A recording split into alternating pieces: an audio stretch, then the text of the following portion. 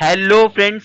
आज हम डिस्कस करेंगे 100 एमसीक्यूज जो कि बहुत ही ज़्यादा इंपॉर्टेंट रहने वाले हैं मैक्रो इकोनॉमिक्स क्लास 12th के लिए फॉर 2021 बोर्ड एग्जामिनेशंस। अगर आप लोगों ने ये 100 एमसीक्यू समझ लिए तो कोई भी ऐसा एमसीक्यू नहीं होगा आप लोगों के बोर्ड एग्जाम में जो मैक्रो इकोनॉमिक्स की तरफ से आपको परेशान करे। आप लोग सारे के सारे एमसीक्यूज को सही कर सकते हो अगर आप लोगों ने 100 एमसीक्यूज को समझ लिया तो, क्योंकि 100 एमसीक्यूज का वीडियो लेक्चर है पूरा का पूरा। इसमें बताया जाएगा कि क्या करेक्ट ऑप्शन है और पूरी की पूरी एक्सप्लेनेशन। अगर आप लोगों ने 100 एमसीक्यूज को समझ लिया तो ये समझ लेना कि आप लोग कोई भी एमसीक्यू गलत नहीं करके आओगे अपने मैक्रो इकोनॉमिक्स के बोर्ड एग्जाम में। ठीक है। So my name is surge Thapar, I am a commerce graduated teacher and let's start.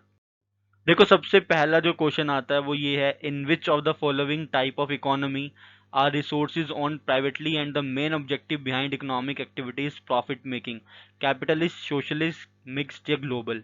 मैं आपको 10 सेकंड देता हूँ, आप लोग सोच सकते हो इसको लेके कि आपको क्या लगता है इसको। ठीक है। ऐसी कौन सी इकोनॉमी है जिसमें जो रिसोर्सेज होते हैं वो प्राइवेटली भी ओन होते हैं और मेन ऑब्जेक्टिव जो होता है उसके पीछे वो प्रॉफिट मेकिंग होता है। तो इसका आंसर है कैपिटलिस्ट इकोनॉमी में। कैपिटलिस्ट इकोनॉमी में ऐसा होता है कि प्रॉफिट पे ज़्यादा ध्यान दिया जाता है और सारे के सारे रिसोर्सेज प्राइवेटली ओन्ड होते हैं। सोशलिस्ट में ऐसा नहीं होता। सोशलिस्ट में सारे गवर्नमेंट द्वारा ओन्ड होते हैं। मिक्स्ड में दोनों होते हैं। और ग्लोबल इकोनॉमी का मतलब होता है as a economy as a whole, पूरे वर्ल्ड की इकोनॉमी। ठीक है, तो यहाँ पे आंसर है कैपिटलिस्ट। आपके जो सिलेबस में वो तीन इकोनॉमी है, कैपिटलिस्ट है, सोशलिस्ट है और मिक्स्ड इकोनॉमी है। ठीक है। दूसरा जो इंपॉर्टेंट क्वेश्चन है वो है, when was the national development council NDC set up as an adjunct to the planning commission.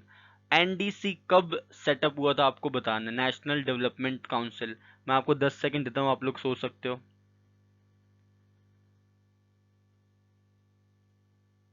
ठीक है, एनडीसी के बारे में सोचो, कब सेटअप हुआ था ये। तो इसका आंसर है 1952। 1952 में सेटअप हुआ था ये।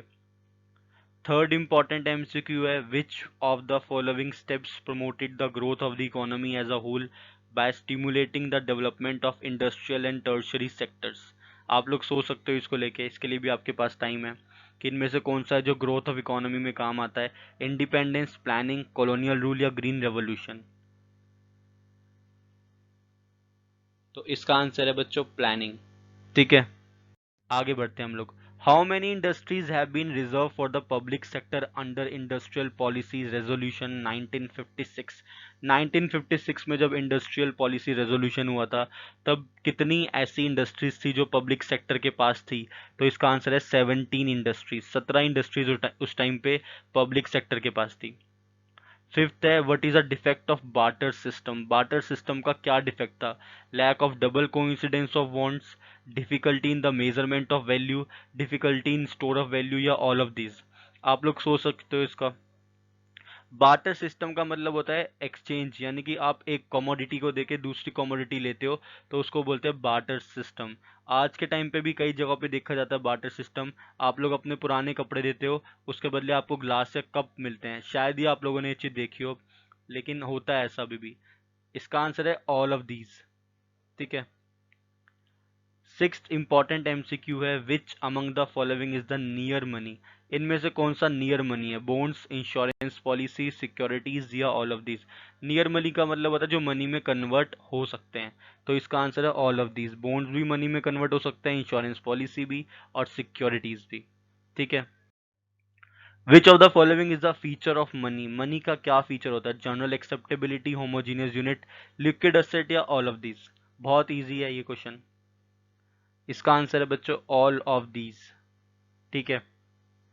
एट इंपॉर्टेंट क्वेश्चन है, in order to encourage investment in the economy the central bank में। देखो, इसका मतलब ये है कि सरकार इन्वेस्टमेंट ज़्यादा करना चाहती है इकोनॉमी में, मतलब इकोनॉमी में ज़्यादा पैसा लाना चाहती है। अगर ज़्यादा पैसा लाना चाहती है तो वो क्या करेगी। पहले एक चीज़ समझो कि ये सीआरआर क्या होता है, cash reserve ratio. Commercial banks को कुछ पैसा सेंट्रल बैंक के पास रखना पड़ता है, उसको बोलते हैं कैश रिजर्व रेशियो। अगर सरकार को यानी कि सेंट्रल बैंक को अगर मनी सप्लाई को बढ़ाना है तो इसको कम करना पड़ता है। क्यों, क्योंकि ये देखो, ये हमारा कमर्शियल बैंक है, ये हमारा सेंट्रल बैंक है, सेंट्रल बैंक, ठीक है। मैं थोड़ा इसको बड़ा करता हूँ, ये सेंट्रल बैंक है और ये कमर्शियल बैंक है, ये कमर्शियल बैंक, ये सेंट्रल बैंक। जो पैसा कमर्शियल बैंक सेंट्रल बैंक के पास रखता है उसको बोलते हैं हम लोग सीआरआर, कैश रिजर्व रेशियो। अगर ये बढ़ता है तो कमर्शियल बैंक के पास पैसा कम हो जाता है, क्योंकि अगर सीआरआर ज़्यादा होगा तो कमर्शियल बैंक को ज़्यादा पैसा सेंट्रल गवर्नमेंट के पास रखना पड़ेगा, ठीक है। इस केस में क्या होता है, अगर कमर्शियल बैंक ज़्यादा पैसा सेंट्रल बैंक के पास रखेगी तो कमर्शियल बैंक के पास पैसा कम होगा। इसी तरीके से पब्लिक के पास भी पैसा कम हो जाता है। अगर कमर्शियल बैंक के पास पैसा कम है तो मतलब पब्लिक के पास भी पैसा कम है। तो इस केस में सरकार यही चाहती है कि सॉरी, इस केस में सरकार ये चाहती है कि पैसा बढ़ाया जाए इकोनॉमी में। तो क्या करेंगे, सीआरआर को कम कर देंगे, रिड्यूस कर देंगे सीआरआर को। अगर सीआरआर को रिड्यूस कर देंगे तो कमर्शियल बैंक्स के पास ज़्यादा पैसा बचेगा, और अगर ज़्यादा पैसा बचेगा तो पब्लिक के पास भी ज़्यादा पैसा होगा, और यही सरकार चाहती है, एनकरेज करना चाहती थी इन्वेस्टमेंट को, ठीक है। तो इसका ऑप्शन है ए, एट्थ का। नाइन्थ है हमारे पास, institution that accept deposit for lending purpose is known as. ऐसा कौन सा इंस्टीट्यूशन है जो पैसे एक्सेप्ट करता है लेंडिंग पर्पज के लिए? तो बच्चों इसका आंसर है कमर्शियल बैंक। कमर्शियल बैंक ये काम करता है, ठीक है। 10th इंपॉर्टेंट क्वेश्चन है, which of the following is a function of commercial bank. इनमें से कौन सा फंक्शन है कमर्शियल बैंक का? बहुत इजी क्वेश्चन है, 10th क्वेश्चन बहुत ज़्यादा इजी, आप लोग खुद ट्राई कर सकते हो। 11th क्वेश्चन है, giving permission to withdraw money by an amount more than deposited. जितना आपने पैसा डिपॉजिट किया अगर आप उससे भी ज़्यादा निकाल देते हो ना तो उसको हम बोलते हैं ओवरड्राफ्ट फैसिलिटी, ठीक है। और 10th क्वेश्चन का बच्चों आंसर ऑल ऑफ दीज है, ठीक है। 12th इंपॉर्टेंट क्वेश्चन है, what are the alternative measures of money supply in India. अगर आप लोग किताब में पढ़ोगे M1 M2 M3 M4 सारे के सारे ये ऑल्टरनेटिव मेजर्स होते हैं, ठीक है। तो डी है इसके लिए, ओके। 13th इंपॉर्टेंट क्वेश्चन है, who circulates all mint and 1 rupee note in India. Very very important question. सारे कॉइन्स और 1 रुपए का नोट कौन इशू करता है? आरबीआई इशू नहीं करता बच्चों, याद रखना, मिनिस्ट्री ऑफ फाइनेंस ये चीजें करती हैं। तो इसका करेक्ट आंसर है मिनिस्ट्री ऑफ फाइनेंस। कई बार बोर्ड एग्जाम में क्वेश्चन पूछा गया है क्योंकि बच्चे इसमें सेंट्रल बैंक या आरबीआई टिक करके आते हैं, लेकिन ऐसा नहीं होता। सारे के सारे कॉइन्स और 1 रुपी नोट ये आरबीआई नहीं, ये मिनिस्ट्री ऑफ फाइनेंस इशू करते हैं। विच of the following is a narrow measure of the money supply. तो नैरो मेजर होता है बच्चों M1, ठीक है। 15th इंपॉर्टेंट एमसीक्यू है, which is the most liquid measure of the money supply. सबसे ज्यादा लिक्विड मेजर कौन सा होता है? देखो, लिक्विड असेट का मतलब वो होते हैं जो जल्दी कैश में कन्वर्ट हो जाते हैं, तो M1 है इसका आंसर। M1 सबसे ज्यादा जल्दी कैश में कन्वर्ट होता है। 16th इंपॉर्टेंट क्वेश्चन है कि हाई पावर्ड मनी क्या होती है। हाई पावर्ड मनी में क्या क्या चीजें इंक्लूड होती है? Currency, demand deposit, other deposit, currency reserve और अदर डिपॉजिट्स, या करेंसी रिजर्व और टर्म डिपॉजिट, या करेंसी डिमांड डिपॉजिट और टर्म डिपॉजिट। इसका आंसर है बच्चों बी ऑप्शन, यानी कि करेंसी कॉइन्स या नोट्स के रूप में जो पब्लिक के पास है वो, रिजर्व्स जो कमर्शियल बैंक के पास है, और अदर डिपॉजिट्स। ये तीनों को मिलाओगे तो हाई पावर्ड मनी आ जाती है। इंडियन मॉनेटरी सिस्टम किस पे बेस्ड है? तो हमारा जो ये मॉनेटरी सिस्टम है ये पेपर बेस्ड है, as we all know that. Which of the following is the apex bank of India? apex bank of India है रिजर्व बैंक ऑफ इंडिया, यानी कि आरबीआई। 19th इंपॉर्टेंट क्वेश्चन है, who has a right of note issue. हमारे India में कौन note issue करता है? सरकार, कमर्शियल बैंक, सेंट्रल बैंक, या कोऑपरेटिव बैंक? तो इसका आंसर है central bank. 20th important question है, which of the following is the function of central bank. Central bank का फंक्शन क्या होता है? Issue of notes, bank to the government and bank, supply and control of money, या all of this? तो इसका answer है all of this. ये सारे काम करता है सेंट्रल बैंक। देखो, आप लोगों को एमसीक्यूज के साथ सीखने को भी चीजें मिल रही हैं कि सेंट्रल बैंक क्या क्या काम करता है। सेंट्रल बैंक नोट्स इशू करता है, central bank bank to the government and other banks है, सप्लाई करता है और कंट्रोल करता है मनी को, इन सब चीज़ों को रेगुलेट करता है सेंट्रल बैंक। 21st क्वेश्चन है, the ratio of total deposits that a commercial bank has to kept it with RBI is called. जो पैसा कमर्शियल बैंक्स को आरबीआई के पास रखना होता है उसको क्या कहते हैं? मैंने अभी आप लोगों को बताया पीछे, अभी जब क्वेश्चन समझाया था पहले। तो इसका आंसर है बच्चों cash reserve ratio. Cash reserve ratio का मतलब होता है कमर्शियल बैंक्स को कुछ पैसा सेंट्रल बैंक के पास रखना पड़ता है, उसी को हम बोलते हैं cash reserve ratio. 22nd important question है कि डिमांड डिपॉजिट्स का मतलब क्या होता है। डिमांड डिपॉजिट्स में क्या क्या चीजें इंक्लूड होती है। सेविंग्स अकाउंट डिपॉजिट और FD, savings account deposit and current account deposit, या current account deposits and FDs, या ऑल टाइप ऑफ डिपॉजिट्स। तो इसका आंसर है बच्चों B, saving account deposits and current account deposits are included in demand deposits, इनके अलावा कुछ नहीं। What are the necessary conditions of the barter system? Barter system में क्या होता था, लिमिटेड नीड्स होती थी या लिमिटेड एक्सचेंज एरिया होता था, इकोनॉमिकली बैकवर्ड सोसाइटी होती थी, या ऑल ऑफ दी अबव। तो इसका आंसर है बच्चों all of the above. Barter system में सारी दिक्कतें आती थी, लिमिटेड नीड्स होती थी, लिमिटेड एक्सचेंज एरिया होता था, इकोनॉमिकली बैकवर्ड सोसाइटी होती थी। 24th इंपॉर्टेंट क्वेश्चन एमसीक्यू है, which is the correct order of money evolution. Money evolution का करेक्ट ऑर्डर क्या है। सबसे पहले कौन सी मनी आई थी, कमोडिटी मनी, फिर आई थी मेटल मनी, फिर आई थी पेपर मनी, फिर आई थी क्रेडिट मनी, यानी कि B option is the correct option. 25th question क्या है, which one is included in the primary function of money. Primary function of money क्या होता है। प्राइमरी फंक्शन होता है medium of exchange, measure of value, या बोथ ए एंड बी, या store of value. तो इसका आंसर है बोथ ए एंड बी, क्योंकि स्टोर ऑफ वैल्यू भी मनी का ही फंक्शन है, लेकिन ये सेकेंडरी फंक्शन है। Primary function medium of exchange और मेजर ऑफ वैल्यू ही है। 26th important question है, which one is included in the secondary function of money. Now you know store of value is also included in secondary function, make deferred payments or transfer of value, all these are included in secondary function of money. आप लोगों ने याद भी कर लिया। अब पिछले वाले में बताया 25th में कि प्राइमरी फंक्शन क्या है, और 26 में आपको बता दिया सेकेंडरी फंक्शन क्या है। Getting it. 27th important MCQ है, the function of money is. Money का फंक्शन क्या होता है। Money is a medium of exchange, measure of value, store of value, या ऑल ऑफ द अबव। तो इसका answer all of the above. Money की definition भी होती है, money is a medium of exchange, measure of value, store of value and transfer of value, you can से। ठीक है। 28th इंपॉर्टेंट एमसीक्यू है, by supply of money. Money supply से हमारा क्या मतलब है। Money deposited in the bank, money available with the public, deposits with post office savings bank, या ऑल ऑफ दीज। तो इसका आंसर है ऑल ऑफ दीज। ये सारे मनी सप्लाई के ही कंपोनेंट्स हैं। विच one is the bank of the public. Public का bank कौन सा है। हम लोग किस बैंक में अपना खाता, अपना अकाउंट खुलवा सकते हैं। तो इसका आंसर है कमर्शियल बैंक। सेंट्रल बैंक में हम लोग अपना खाता नहीं खुलवा सकते, भगा देंगे हमें वहां से। भगाएंगे नहीं, लेकिन हम खुलवा नहीं सकते। ठीक है, दिल पे मत लेना बात को, आगे चलते हैं। एटीएम की फुल फॉर्म क्या होती है। एटीएम की फुल फॉर्म क्या होती है। कुछ बच्चे बोलेंगे ऑल टाइम मनी, कुछ बच्चे बोलेंगे एनी टाइम मनी, और जो बच्चे सही बोलेंगे वो बोलेंगे ऑटोमेटेड टेलर मशीन। तो इसका आंसर है ऑटोमेटेड टेलर मशीन, ना कि ऑल टाइम मनी और एनी टाइम मनी। एक बार बचपन में जब मैं छोटा हुआ करता था, तो मैंने अपने किसी रिलेटिव से पूछा था कि एटीएम की फुल फॉर्म क्या होती है। उन्होंने मुझे बताया एटीएम की फुल फॉर्म होती है ऑल टाइम मनी। मैं बचपन से यही सीखता रहा कि एटीएम की full form all time money होती है। बाद में जब हम लोगों ने इकोनॉमी पढ़नी शुरू करी, तो हमें पता लगा कि एटीएम का मतलब ऑल टाइम मनी नहीं, ऑटोमेटेड टेलर मशीन होता है। ठीक है। 31st इंपॉर्टेंट एमसीक्यू, बहुत ज़्यादा जरूरी, रिजर्व बैंक ऑफ इंडिया कब एस्टेब्लिश हुआ था। ठीक है, आधे बच्चे गूगल करने लगेंगे अब। देखो, रिजर्व बैंक ऑफ इंडिया जो है ना, वो 1935 में बना था। 1935 में एस्टेब्लिश हुआ था। This is the apex bank of India, और you can say the central bank of India establishes in 1935।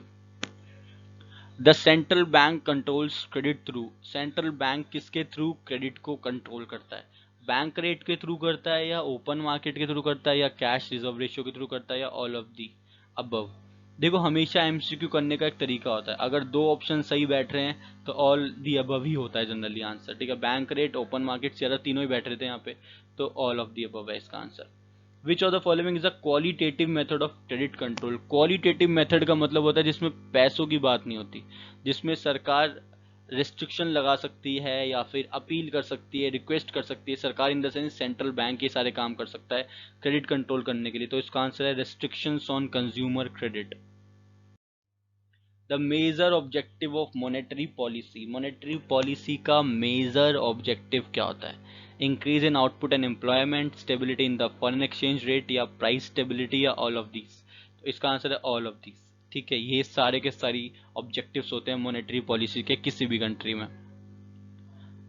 Narasimham committee, with which Narasimham committee is related to? Narasimham यानी कि 1991 में एक कमेटी बनाई गई थी बैंकिंग सेक्टर्स को रिफॉर्म करने के लिए। बैंकिंग सेक्टर्स को रिफॉर्म करना बहुत ही ज़्यादा ज़रूरी था। बैंकिंग सेक्टर में काफ़ी स्कैम हुए, आप लोगों ने सुना होगा हर्षद मेहता स्कैम 1992, और भी बड़े बड़े स्कैम हुए जो बैंक से रिलेटेड हैं।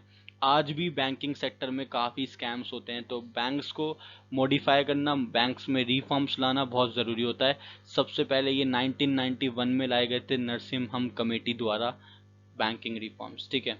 36th इंपॉर्टेंट क्वेश्चन है, according to classical economist there always exist dash equilibrium in the economy, full employment equilibrium, ठीक है, होता ही है फुल एम्प्लॉयमेंट इक्विलिब्रियम, मतलब सारे बंदे एम्प्लॉयमेंट में हैं। 37th क्वेश्चन है कि what will be APC when APS zero, average propensity to consume क्या होगा जब average propensity to save zero है? देखो इन दोनों को प्लस करके वन आता है, इन दोनों को प्लस करके वन आता है, अगर एक जीरो है तो दूसरे को वन होना पड़ेगा, ऑब्वियस सी बात है, दोनों को प्लस करके क्योंकि वन लाना है। If the income is 400 crores and the consumption is 250 crores, what will be the APC, average propensity to consume क्या होगा अगर इनकम 400 करोड़ है और कंजम्पशन 250 करोड़ है? तो APC का जो फॉर्मूला होता है, APC, इसका फॉर्मूला होता है बच्चों कंजम्पशन, अरे इक्वल्स टू है बेटा, ये इक्वल्स टू कंजम्पशन अपॉन में नेशनल इनकम। कंजम्पशन कितनी है यहाँ पे? कंजम्पशन है बच्चों 250 करोड़। इनकम कितनी है यहाँ पे? इनकम है 400। दोनों को डिवाइड करोगे तो कुछ ना कुछ आंसर तो आएगा ही। सर जीरो से जीरो काट दो, काट दिया। 5 से रिड्यूस कर दो सर इसको, ये आएगा 5/8। जब आप इसको सॉल्व करने लगोगे ये आएगा बच्चों 0.63 एंड समथिंग आता रहेगा, तो हमारा बी ऑप्शन सही हो जाएगा, ये 0.63, ठीक है। 39th क्वेश्चन क्या कहता है, what is a fiscal measure of correcting deficient demand? Deficient demand को सही करने के लिए, क्या करने के लिए? सही करने के लिए, ठीक है, गलत नहीं करना, सही करने के लिए कौन सा फिस्कल मेजर यूज कर सकते हैं? इंक्रीज इन पब्लिक एक्सपेंड, देखो डेफिशिएंट डिमांड का मतलब समझ लो। डेफिशिएंट डिमांड का मतलब होता है कि डिमांड कम होगी, लोगों के पास पैसों की कमी हो रही है, तो आप क्या करो, लोगों के ऊपर खर्चा करना ज़्यादा शुरू कर दो। As government you can say public debt को कम कर दो, फाइनेंसिंग डेफिशिएंट वाली कम कर लो, अपने आप चीज़ें सही होने लगेंगी, लोगों के पास ज़्यादा पैसा होगा तो डिमांड दोबारा बढ़ जाएगी। तो ऑल ऑफ दीज है इसका answer. On the basis of government law, the compulsory payment made by the public is known as expenditure, investment, tax, subsidy। इनमें से कौन सी चीज़ है जो हमें कंपल्सरीली देनी पड़ती है? तो इसका आंसर है टैक्स, ठीक है। Which among is the direct tax? Direct tax क्या होता है? जो कि एक इंडिविजुअल के ऊपर डायरेक्टली इम्पोज्ड किया जाता है कि भाई तुझे ही देना है ये टैक्स, तेरे पे डायरेक्टली इम्पोज कर दिया। इसको हम बोलते हैं इनकम टैक्स भी आता है, gift and corporation tax, wealth tax, ये सारे डायरेक्ट टैक्स ही हैं जो कि डायरेक्टली एक इंडिविजुअल पे इम्पोज हो जाते हैं। एग्रीगेट डिमांड को अगर हमें बढ़ाना है तो हमें क्या करना पड़ेगा? अगर हमें डिमांड को बढ़ाना है तो मैंने क्या बताया, लोगों के पास ज़्यादा पैसा होना चाहिए। अगर बैंक रेट बढ़ जाएगा तो लोगों के पास ज़्यादा पैसा नहीं होगा। बैंक रेट का मतलब होता है जिस रेट पे सेंट्रल बैंक कमर्शियल बैंक को पैसा देता है उसको बोलते हैं बैंक रेट, ठीक है। इसको बढ़ाने से काम नहीं चलने वाला। सेलिंग गवर्नमेंट सिक्योरिटीज, अगर गवर्नमेंट सिक्योरिटीज को सेल करा जाएगा तो कमर्शियल बैंक के पास पैसा कम हो जाएगा, हमें तो बढ़ाना है लेकिन। Increasing cash reserve ratio, again पैसा कम हो जाएगा, तो नन ऑफ दीज है इसका आंसर, ठीक है, none of these. With the increase in investment, MPC में क्या फर्क पड़ेगा? एमपीसी का मतलब होता है मार्जिनल प्रोस्पेंसिटी टू कंज्यूम। अगर इन्वेस्टमेंट बढ़ेगी तो बंदे कंजम्पशन कम कर देंगे, कंज्यूम कम करेंगे, इन्वेस्टमेंट ज्यादा करने लगेंगे, तो इसका आंसर है false, MPC will fall. 44th important MCQ है, the main component of aggregate demand. Aggregate demand का मेन कंपोनेंट क्या है? एग्रीगेट डिमांड का main component individual consumption, public consumption, investment, सब है ये, all of these. If MPC 0.5 what will be K multiplier? K निकालने का फॉर्मूला देखो क्या होता है। के निकालने का फॉर्मूला होता है 1/MPS, और इस क्वेश्चन में हमें MPS नहीं दिया हुआ, तो हम कैसे करते हैं 1/1 - MPC। वन, अरे वन कहाँ गया भाई, ये रहा 1 - MPC। MPC marginal propensity to consume, थोड़ा सही से बन जाए यार सी, हाँ। तो यहाँ पे आंसर क्या होगा बच्चों, 1/1 0.5, 0.5 यानी आंसर आएगा इसका 2। सर 2 का डी ऑप्शन होगा, D is the correct option. अगर एमपीसी 0.5 है तो के 2 होगा। According to the saving investment viewpoint, income employment equilibrium will be determined at a point where these options, इसका आंसर है C, S equals to I. Savings और investment जब बराबर होती है तो इक्विलिब्रियम हो जाता है। अगर an increase in aggregate demand of equilibrium level of income and employment causes an increase in dash, अगर एग्रीगेट डिमांड बढ़ जाती है तो आंसर होगा ऑल ऑफ दिस। एम्प्लॉयमेंट भी बढ़ेगी, प्रोडक्शन भी बढ़ेगी, इनकम भी बढ़ेगी, सब बढ़ने लगेगा। Which factor affects Keynesian multiplier, multiplier को कौन सा फैक्टर अफेक्ट कर सकता है? एमपीसी भी कर सकता है और एमपीएस भी कर सकता है। जैसे कि मैंने आपको पीछे फॉर्मूले में दिखाया, एमपीएस भी था और एमपीसी भी था, तो दोनों अफेक्ट कर सकते हैं। Which of the following is correct? MPC and multiplier have a direct relationship. MPS and multiplier have an inverse relationship. दोनों बातें सही बोली गई हैं यहाँ पे, तो इसका आंसर है both A and B. Deflationary gap shows the measurement of deficient demand, पहला ही ऑप्शन सही हो गया। डेफिशिएंट डिमांड मतलब deflationary gap. The difference between the aggregate demand and the at above full employment and aggregate demand at full employment is, अगर demand बढ़ जाती है तो इन्फ्लेशनरी गैप होने लगता है, अगर डिमांड बढ़ेगी तो महंगाई बढ़ेगी, महंगाई बढ़ेगी तो उसको हम बोलते हैं इन्फ्लेशन, और इस गैप को हम बोलते हैं inflationary gap. Sir 52nd question, which of the following is a reason for surplus demand? Demand बढ़ने के क्या क्या रीजन होते हैं? Increase in public expenditure, increase in money supply, fall in taxes, या ऑल ऑफ दीज? तो all of these है ये, ऑल दी अबव भी कह सकते हैं इसको, कोई बात नहीं। विच of the following causes the trade cycle? Trade cycle क्या होती है? देखो, ट्रेड साइकिल मतलब होता है कि कंपनी प्रॉफिट भी कमाएगी, लॉस भी कमाएगी, सब चीजें होती रहती हैं। अगर आज प्रॉफिट है तो कल लॉस भी हो सकता है, और अगर आज लॉस है तो कल प्रॉफिट भी हो सकता है। हमने देखा है हमारी इंडियन हिस्ट्री में काफी ज्यादा। तो इसका आंसर है C, both A and B. Deflationary condition, inflationary condition, ये साइकिल चलती रहती है, कॉन्टिन्यूस है साइकिल, रोकना मत इसको, रोकोगे तो दिक्कत हो जाएगी। Which one is the corrective measure for deficient demand? Deficient demand का करेक्टिव मेजर क्या है?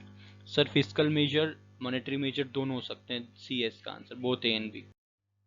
विच measure is included in physical measures? Physical measures में क्या इंक्लूड होता है?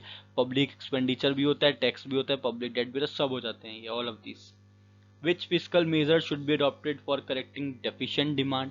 अगर डेफिशिएंट डिमांड को कंट्रोल करना है तो गवर्नमेंट को अपनी स्पेंडिंग बढ़ानी पड़ेगी, टैक्सेस कम करने पड़ेंगे, पब्लिक डेट भी कम करने पड़ेंगे। ये क्वेश्चन सेम टू सेम लिख दिया, हमारी टीम ने गलती से क्वेश्चन यहाँ पे दोबारा लिख दिया होगा, कोई बात नहीं, टीम है, गलती कर सकती है। देखो अब हर एक बंदे को हम अपनी टीम में डांटेंगे तो हमारी टीम में बचेगा कौन, है ना? बचेगा कौन? बचाना बहुत जरूरी है टीम मेंबर्स को। With which component of monetary policy central bank tries to attain economic stability in the country? कौन सा ऐसा कंपोनेंट है मनी सप्लाई का जिसके थ्रू सेंट्रल बैंक ट्राई करता है इकोनॉमिक स्टेबिलिटी लाना? Supply of money, interest rate, availability of money, और all of these, you can say all of these, ठीक है। Which method central bank adopt for controlling quantitative credit? Quantitative credit के लिए बच्चों तीनों चीज़ें आती हैं, बैंक रेट भी आता है, ओपन मार्केट ऑपरेशंस भी आता है, चेंज इन सीआरआर भी आता है, ये सारे के सारे क्वांटिटेटिव मेजर्स होते हैं। Which is a qualitative measure for controlling credit? Change in margin requirement of loan, credit rationing, direct action, और या ऑल ऑफ दिस? का आंसर है ऑल ऑफ दिस, ठीक है। लोनी का मतलब क्या होता है सर? लोनी क्या है? दिल्ली में एक जगह लोनी, वो है क्या ये? लोनी मतलब होता है जो बंदा लोन लेता है, ठीक है, लोनी। हमारी टीम ने नया वर्ड डिस्कवर नहीं किया है, ये वर्ड पुराना है, हमारी टीम ने सिर्फ लिखा है। इंग्लिश काफ़ी अच्छी है हमारी टीम मेंबर्स की। The relation between consumption and savings are, consumption और सेविंग्स के बीच का जो रिश्ता होता है ना, रिलेशन जो होता है वो इन्वर्स होता है। अगर कंजम्पशन बढ़ेगी तो सेविंग्स घटेगी, अगर सेविंग्स बढ़ेगी तो कंजम्पशन घटेगी। इसी रिश्ते को हम बोलते हैं इन्वर्स रिश्ता, इन्वर्स रिलेशनशिप। हमें पता है कि किसका रिलेशन इन्वर्स होता है, आप लोगों को ही पता है, कंजम्पशन और सेविंग्स का, ठीक है। An annual statement of the estimated receipts and expenditure of the government over the fiscal year is known as what? Budget, income estimates, account, or expenditure. An annual statement of the estimated receipts and expenditure of government. ऐसा कौन सा statement है जिसके अंदर receipts और expenditure आते हैं सरकार के, तो उसको सरकार का बजट कहते हैं, यानी कि गवर्नमेंट बजट और सिंपल बजट यू कैन से। विच of the following is an example of direct tax. तो डायरेक्ट टैक्स एग्जांपल है बच्चों वेल्थ टैक्स। वैट अब नहीं होता, वैल्यू एडिड टैक्स हट चुका है, अब इसकी जगह नया शब्द यूज होने लगा है जिसको हम बोलते हैं वन नेशन वन टैक्स, यानी कि goods and services tax, GST. तो वैट और एंटरटेनमेंट टैक्स अब हट चुका है, इसकी जगह अब जीएसटी आ गया। एक्साइज ड्यूटी अभी भी जिंदा है, जिंदा था, जिंदा रहेगा, मरता ही नहीं, क्या करें। When government spends more than it's collected by way of revenue. अगर सरकार ज्यादा खर्चा कर देती है जितना वो कमाती है, करती नहीं है वैसे, सरकार बहुत तेज है हमारे इंडिया की सरकार। सेंट्रल गवर्नमेंट के बारे में क्या ही कहना, हम बुराई नहीं करते मोदी सरकार की, तो हम अच्छाई भी नहीं करते दोनों में से हम कुछ भी नहीं करते। क्वेश्चन पे आते हैं वापस, सरकार अगर ज्यादा खर्चा करती है और इनकम कम करती है तो क्या हो जाता है, तो डेफिशिएट होने लगता है। क्या होने लगता है, डेफिशिएट, बजट डेफिशिएट। ये रहा B option. The fiscal deficit is the difference between the government's total expenditure and total receipts.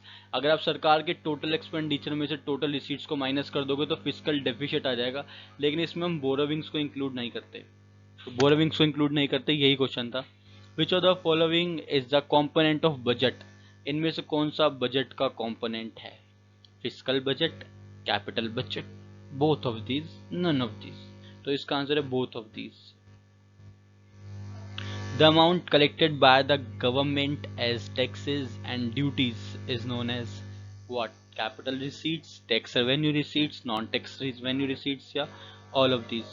तो इसका आंसर है टैक्स रेवेन्यू रिसीट्स। ठीक है, tax revenue receipt.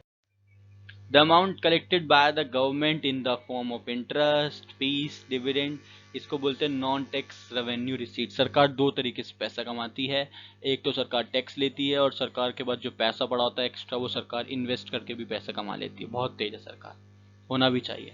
Borrowing in the government budget is, borrowing क्या होती है, बोरोविंग होती है फिस्कल डेफिशिएट।